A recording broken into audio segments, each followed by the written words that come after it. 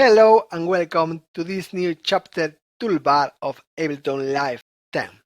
In this chapter, I am going to explain how the toolbar works. Here we have the tab, which allows us to adjust our tempo. Here we can see the speed of our tempo. Here we can temporarily increase or decrease our tempo. Here we can see our bar time signature. The denominator tells us in how many parts we divide the bar, and the numerator tells us the number of beats per bar. Here we have the metronome to indicate the speed of our tempo. With this dial here, we can adjust the volume of the metronome and the samples. Here we have quantization to choose when your clips will be synchronized. Here we have 3 blocks of numbers.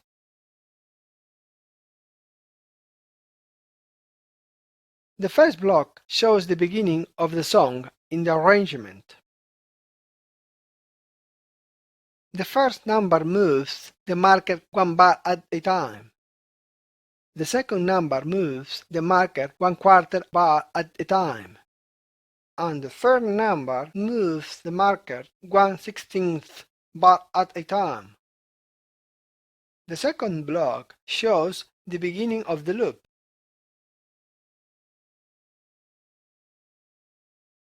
As you can see, moving the numbers of the first block, the beginning of the song changes, but moving the numbers of the second block, what changes is the beginning of the loop.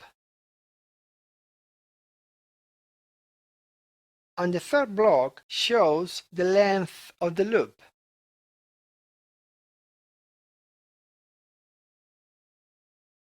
Here we have play and stop.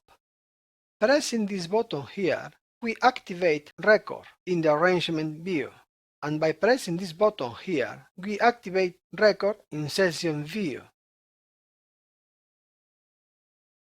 Now here we have this block of buttons. With the plus button, if activated, we can record in the arrangement, but without deleting the notes that are already there. For example, now it is recording,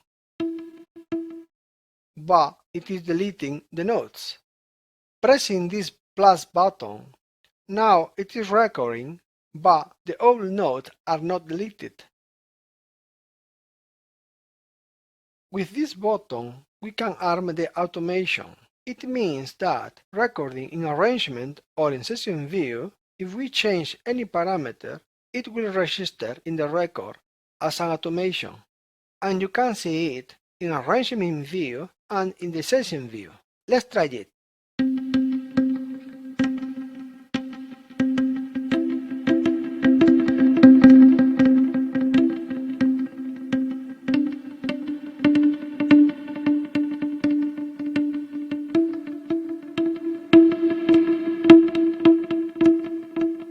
This button re-enables the automation. For example, if an automation is already created and this parameter is manually moved, this automation will be deleted and this button here will flash. You can re-enable this automation by pressing this button. Let's try it. Press play, and if I move this dial, the automation is deleted and the button will flash. To reactivate it, just press this flashing button again. Here we have the capture button. It is very useful because we can practice ideas without recording them. And if we find some melody that we like, we can go back to it just by pressing this button, capture here. Let's try.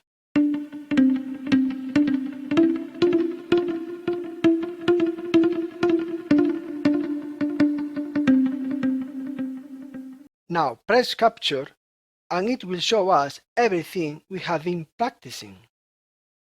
Okay, here we have these 3 buttons. This one is to activate our loop,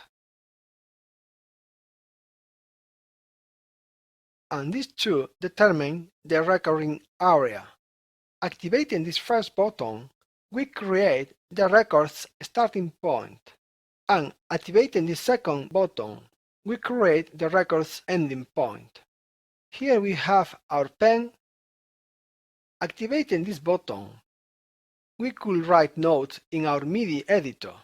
This button can also be activated by pressing the B key on our keyboard.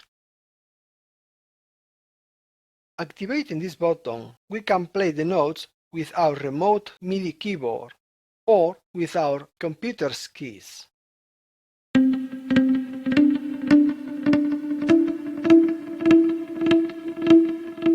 With this key button, we can activate or deactivate functions using our computer's keys.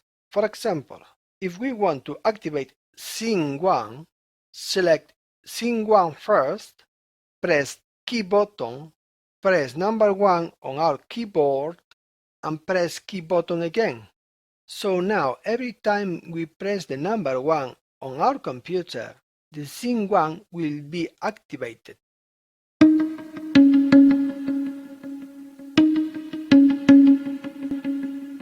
We can undo this function by pressing the key button, pressing right-click on Scene 1, delete map, and finally pressing the key button again. This function could be applied to everything that appears in color when we press the key button. Here we have the MIDI buttons, which works in nearly the same way as the key button. The difference is that all these parameters that appear in color, you can control them with your remote MIDI keyboard, and you can program it in the same way that we have done with the key button. And here we could see our CPU load meter. I hope you found this chapter interesting and useful. See you in the next one.